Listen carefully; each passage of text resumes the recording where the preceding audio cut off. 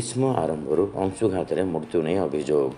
ବିଲମାଳରେ ମଇଁଷି ଚରାଇବାକୁ ଯାଇଥିବା ସୁରେନ୍ଦ୍ର ଗୌଡ଼ 67 ବର୍ଷ ବୟସ୍କ ଅଂଶୁଘାତରେ ମୃତ୍ୟୁବରଣ କରିଥିବା ପରିବାର ପକ୍ଷରୁ ଅଭିଯୋଗ ହୋଇଛି। ମୃତକଙ୍କ ଘର ସାହସପୁର ଗ୍ରାମରେ। ଗ୍ରାମର ସୁରେନ୍ଦ୍ର ପ୍ରତିଦିନ ଭଳି ଗାଈ ମଇଁଷିକୁ ନେଇ ବିଲମାଳକୁ ଚରାଇବାକୁ ଯାଇଥିଲେ।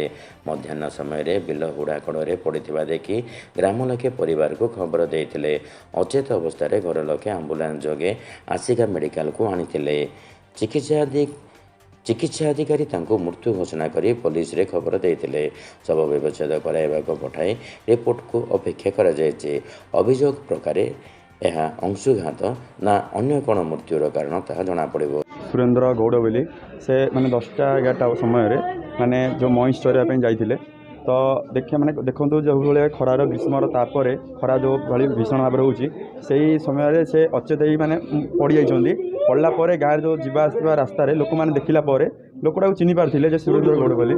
ଯେଉଁ ଆମ ଗ୍ରାମର ଆଉ ଟିକେ ଆଗରେ ମୁନିତୋଟା ବୋଲି ମୁନିତୋଟା ଜାଗାରେ ସେ ଯେଉଁ ବିଲମାଳ ଅଛି, ସେ ବିଲମାଳ ପଡ଼ିଯାଇଥିଲେ।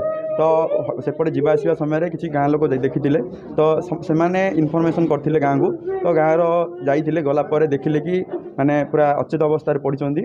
ତାପରେ ସାଙ୍ଗେ ସାଙ୍ଗେ ମାନେ ଆମ୍ବୁଲାନ୍ସକୁ ଫୋନ୍ କରିଥିଲେ ଏବଂ ଆମ୍ବୁଲାନ୍ସ ଜରିଆରେ ଡାକ୍ତରଖାନାକୁ ଆଣିଛନ୍ତି। ଆଣିଲା ପରେ ସାର୍ ଦେଖିଲା ପରେ କହିଛନ୍ତି ମୃତ୍ୟୁ ଘୋଷଣା କରିଛନ୍ତି ଏବଂ ପିଏନ୍ କହିବାକୁ କହିଛନ୍ତି। ତ ଆମେ ଭାବୁଛୁ ଯେହେତୁ ମାନେ ଗ୍ରୀଷ୍ମ ପ୍ରଭାବରେ ଯେଉଁ ଖରାକୁ ଅଂଶୁଘାତ ହୋଇଥିବାର ଆଶଙ୍କା ଭାବୁଛୁ ଆମେ।